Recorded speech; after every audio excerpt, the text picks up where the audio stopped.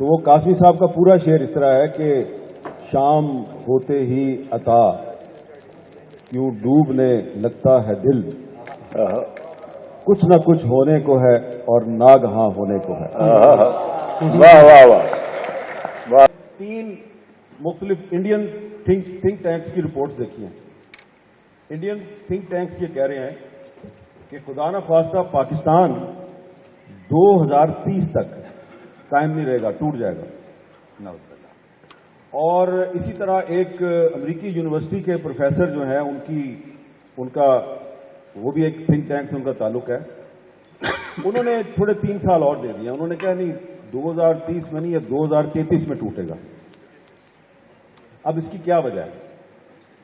اس کے لیے وہ جو ان بیرو میٹرز اور وجوہات بتا رہے ہیں وہ کچھ نہ کچھ تو ہے نا، ہمارے نظر تو آ رہی ہیں، کیونکہ اب اگر عباس تابع صاحب جو ہیں وہ چاہیں کہ میں کچھ امید بھری باتیں کروں اور کچھ نہ کچھ اچھا آپ کے سامنے پیش کروں، تو سوال یہ پیدا ہوتا ہے کہ یہ جو جشن جان ایلیا ہے یہ تو 1.5-2 ہفتے پہلے ہونا تھا۔ تو وہ جو ہے نا ناگہاں ہونے کو ہے، یعنی کہ کوئی غیر متوقع واقعہ ہونے کو ہے، تو ظاہری بات ہے وہ کچھ نہ کچھ اگر ہونا ہے جو کہ بقول قاسمی صاحب کے ناگہاں بھی ہے، تو اس میں پھر ماضی کی غلطیاں بھی ہیں، ان کا خیال رکھنا چاہیے۔ اسی لیے آپ نے سوال تو ٹھیک کیا ہے، لیکن اب کتنا ہم اپنے ماضی کو کرے دیں؟ اب تو پاکستان کے بچے بچے کو پتا ہے کہ ہمارا ماضی اتنا شاندار نہیں ہے۔ ہماری تاریخ میں بہت بڑے بڑے لوگ پیدا ہوئے ہیں جنہوں نے ہمیں یہ ملک بنا کے دیا، لیکن ہم نے ان کے کردار سے اور ان کی تعلیمات سے کوئی فائدہ تو نہیں اٹھایا، نہ ہی ان کے راستے پہ چلے، تو نتیجہ ہمارے سامنے ہے۔ اب ہمارے ارد گرد جو بھی ہو رہا ہے تو وہ کچھ نہ کچھ غلط ہی ہو رہا ہے، اور اب اس کچھ نہ کچھ غلط کو صحیح کرنا ہے۔ اب بیچ میں ناگہاں بھی آ گیا، تو ناگہاں سے لڑائی ہے ہماری اصل میں، ٹھیک ہے؟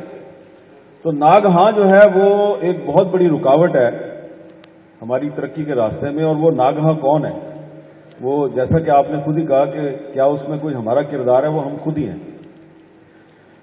تو اس میں اب یہ ایک ادبی محفل ہے اور جان ایلیا صاحب کا جشن بھی ہے، تو جان ایلیا صاحب کو آپ بڑی اچھی طرح جانتے ہیں سارے جو ان کے نام پہ ہونے والے اس جشن میں شریک ہیں۔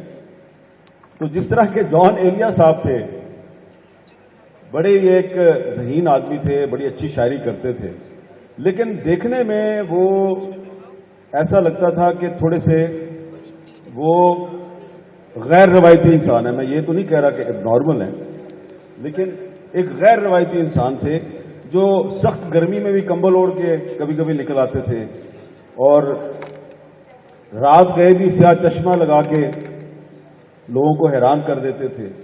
تو کچھ ایسی ہی کیفیت آج کے پاکستان میں ہے کہ آج کا پاکستان جو ہے وہ جان ایلیا کی شاعری اور جان ایلیا کا جو وضاحت اور کردار تھا وہ اس کی غمازی کر رہا ہے، کہ اس میں آپ کو کچھ نہ کچھ ناگہاں بھی نظر آتا ہے، لیکن کچھ شاعری جو ہے جان ایلیا کی وہ آپ کو کچھ مہرباں بھی نظر آتی ہے۔ تو اس میں تجزیہ آپ کیا کریں؟ میں اب وہ پرانی باتیں نہیں کرنا چاہ رہا، لیکن یہ ہے کہ اب کچھ نہ کچھ اگر غلط ہے تو اس کچھ نہ کچھ کو اچھا کیسے کریں؟ تو اس کے لیے ضروری ہے کہ پازیٹیو اور نیگیٹو دونوں کو سامنے رکھیں۔ صرف ہمارے ارد گرد کچھ غلط نہیں ہو رہا، کچھ اچھا بھی ہو رہا ہے، لیکن وہ جو اچھا ہے وہ غلط کیسے ہو رہا ہے؟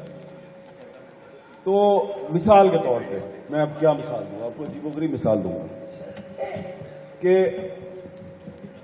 آپ کو پتہ ہے پاکستان دنیا میں وہ ملک ہے جو دنیا میں سب سے زیادہ نمک پیدا کرتا ہے۔ جی قاسمی صاحب، ہم دنیا میں سب سے زیادہ نمک پیدا کرتے ہیں، اور یہ ہماری ایک کوالٹی ہے، لیکن ہم وہی نمک ایک دوسرے کے زخموں پہ بھی چھڑکتے ہیں۔ جی پاکستان دنیا کا وہ ملک ہے جہاں دنیا میں دوسرے نمبر پہ سب سے زیادہ دودھ پیدا کرتے ہیں ہم، بھینس کا اور گائے کا دودھ، دوسرے نمبر پہ ہے پاکستان دنیا میں اعداد و شمار کے مطابق، لیکن آپ سارے اس پاکستان میں خالص دودھ کے لیے ترستے ہیں۔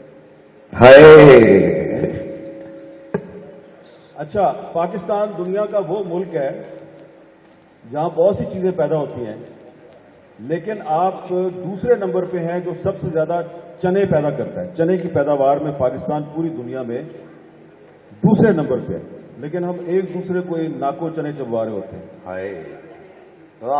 ہے جی۔ اور مہنگا بھی ہے، کشور آپا کہہ رہی ہیں کہ چنا مہنگا بھی بہت ہے اور چنے کی دال بہت مہنگی ہے۔ تو اب دیکھیں کہ ہم نمک بھی پیدا کرتے ہیں، ہم دودھ بھی پیدا کرتے ہیں، ہم چنا بھی پیدا کرتے ہیں، لیکن یہ چیز جو ہے یہ پاکستان کے عوام کے لیے جو ہے وہ آج ان کی ریچ میں نہیں ہے۔ اور ابھی کل کی بات ہے کہ کم از کم 3 انٹرنیشنل ایجنسیز جو ہیں، ریٹنگ ایجنسیز اور اسٹیٹسٹکس کی ایجنسیز جو ہے، میں نے ان کی رپورٹس دیکھی ہیں لیٹسٹ مئی 2023 کی، اور میں حیران ہو گیا، میں بھی حیران ہو گیا کہ پاکستان دنیا کا سستا ترین ملک ہے پاکستان۔ آپ کو پتا ہے اس بات کا، آپ کو یقین نہیں آئے گا، کیونکہ آپ تو بھی اپنی گاڑی میں موٹر سائیکل میں پیٹرول جو ڈلوایا تو پسینے چھوٹ گئے ہوں گے آپ کو، لیکن اسٹیٹسٹکس یہ کہہ رہی ہے کہ پاکستان دنیا کا کاسٹ آف لیونگ کے لحاظ سے سستا ترین ملک ہے۔